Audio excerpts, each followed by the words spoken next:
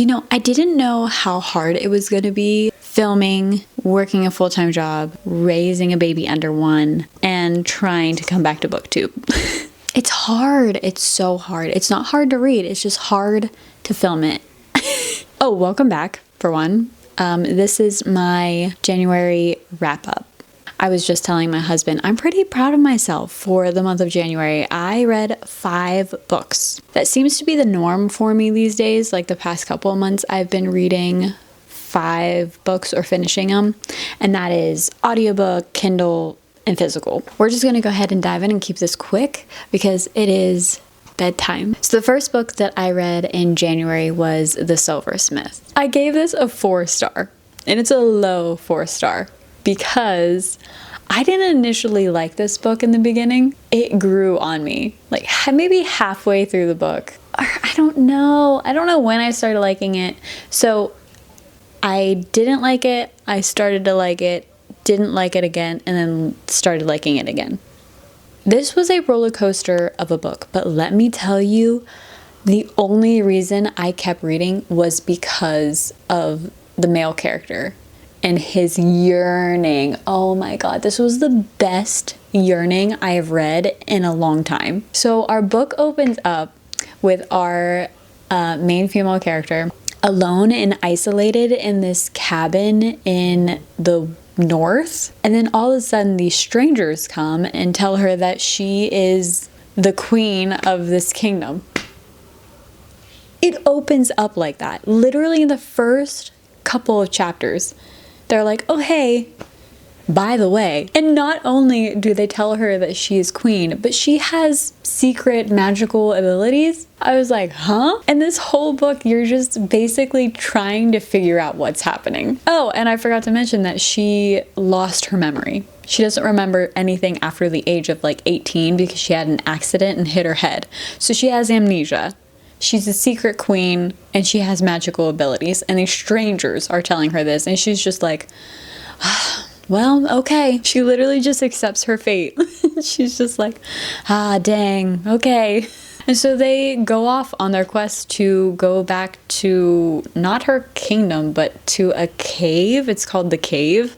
And that's where she's going to learn how to control her abilities, and also another surprise, she's arranged to marry this other guy. I can't remember if he's a prince. I don't think, but maybe. I don't remember. I don't know. This poor girl just gets bombarded with all of this stuff, and then now they have to trek to the caves. All the while, she's forming like this found family, and it's so cute. I really like the found family. I love all of the characters, especially our guy character. What was his name? Oh, he keeps dropping like these little hints that he knows her. And so right off the bat, you're like, okay, what is the history here? What did she forget? Because the dang girl has amnesia. She had to have forgotten you because you keep hinting towards it. Like, he's doing small things for her where she's like, how do you know that? And he's just like, because I know you. It's clear as day. Girl, it's right in front of you. And she's not questioning it. She's just letting it go and being like, oh, okay. Literally the whole book is just her going, oh, okay. Naive. But I did enjoy her character growth. By the end of the book, the very, very, very end, I was actually kind of enjoying her character. The very, very, very end. I only was reading this because of the guy, because just everything he was doing, and he kept talking about, I can't even say it. You just have to read it. It's really, really good. It was making my heart flutter. And he's a broody, like harsh, like anybody touch her dies, that type of person. And he turned so soft for her in every single scene. And it was just adorable. It was just adorable. The next book that I finished, I was actually surprised. I tried reading this book last year and I couldn't get into it. But then I found out about graphic audio. I'm sure a lot of you know what it is. It's literally a audiobook, but it's like a full cast, sound effects, music. The acting is phenomenal. It's really, really fun. So I finished Red Rising. Like I said, I tried reading this and I tried doing the original audio book for it and I couldn't get into it. I didn't like the narrator. I didn't like, no. But this graphic audio, dude, it is so fun. So fun. I love the sound effects. The acting is so good. The music is so good. It's literally like listening to a movie. I'm pretty sure that's what they say at the beginning of the graphic audio too. It's like listening to a movie. Yeah, whatever. I gave this a 3.5. I'm sure a lot of you probably know what Red Rising is and probably have read it. It's a sci-fi dystopian novel by Pierce Brown, I think his name is. Okay, we follow our character Darrow, and he is a red, basically meaning that he's in the bottom of like the classes. So you've got all of these colors and red is like the lowest that you can go and gold is the highest that you can go. God, like I don't even know where to begin. There is so much that happens in this book, but at the same time I feel like nothing happens. Poor Darrow, he goes through a lot.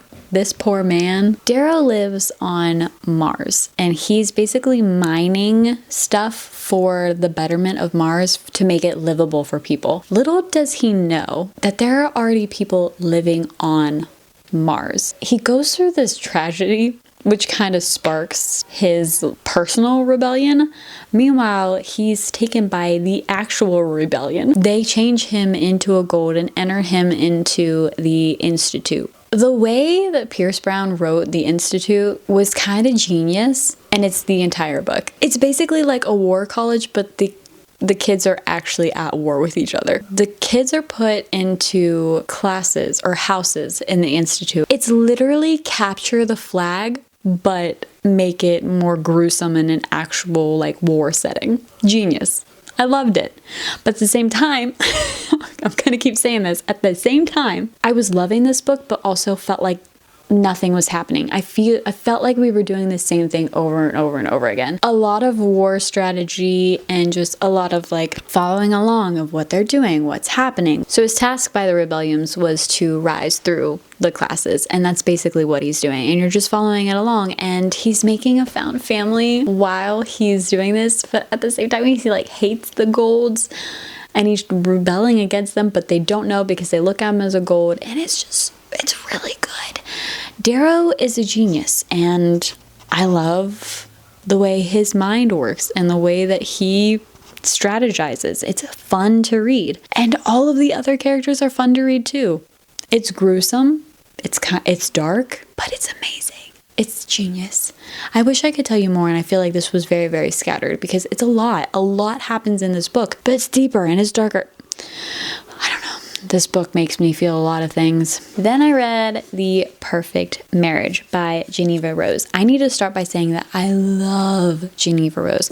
I love her books, but this book did not love. Not my favorite of her books at all. I gave this a 3-star. It was boring. It was so boring. And everyone loves this book. This was like one of the first book talk books that went viral. I don't know. I just found it predictable, and maybe because I've read it so late, that's why. And I've read so many other thrillers. So this is a psychological thriller, and it follows a defense attorney and her husband. Pretty quickly, you can tell that the marriage is not good, and then her husband is blamed for the murder of his mistress. And what do you know? Our main female character basically picks up his case and was like, I will defend him. And it's just, I don't want to say downhill from there, but kind of downhill from there. Very good beginning, slow middle,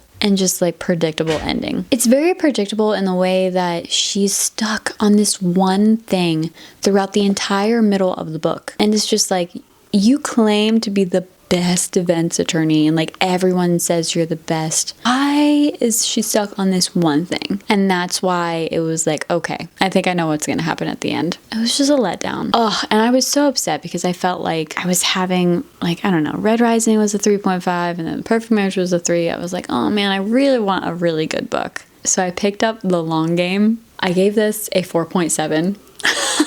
Oh, we are continuing the story with Shane and Ilya from Heated Rivalry. This second book was so good. It was so good. Oh my god, I cried a couple of times. Ilya's character development in this story was so heartbreakingly beautiful. Oh my god, I would kill for that man, that fictional character. It just makes me so excited for season 2 of Heated Rivalry. So we end book 1 with them having a plan. And in book 2, it's them executing the plan, but also hating the plan and them being together. And I don't think it was as spicy as book 1. It definitely wasn't as spicy. And I liked that. I liked seeing their relationship grow and them planning their life together and just all of their like struggles of being together and finding out how to deal with it and hating it and changing it and it ended perfectly, and I'm so excited for a season 2. And finally, the final book that I read in January was The Favorites. This was messy. Oh my god. I don't even know how to start with this book. It was messy. It was dark. I hated all the characters, but loved the drama. If you love drama, annoying drama that heats your blood, you will like this book. So you follow our 2 main characters, Katerina and Heath. They're ice dancing partners, and they're trying to get to the Olympics. And Katerina is this power hungry, like she is determined. She is like a bull. She is going to fight for her Olympic gold. That is her dream, and she is going to make it happen. And Heath is just in love with her. He's so in love with her that he would do anything for her. He will go and enlist in this prestigious school with her and be her partner. I don't even know. They're not good for each other, but yet they keep going back to each other. It is a tragic, tragic romance. And I ate it up. The drama, oh my god. There's so much drama. They're just characters that keep hurting each other because they love each other so much. But that makes sense, right? And the ending was bizarre. The ending was strange. Yeah, I gave it a 4 star. I think that's all I have to say about that book. So my February TBR, what I'm reading right now, I am reading Beartown by Fredrik Backman. I am only about 100 pages into it. I'm really loving it, on my hockey kick. Then I'm reading Golden Sun, the second book of the Red Rising series, listening to it on graphic audio. Loving that. I feel the same way right now that I feel about Red Rising. I'm about halfway through the book. And yeah, it's good. It makes me feel things. And then I'm reading The Second Death of Locke. I just started that, so I don't really have many feelings about it. But people say it's really good, so I'm excited about that. So that's what I'm reading this month. That's what I read last month. Let me know what you're reading in the comments, and I will see you in the next video. Bye!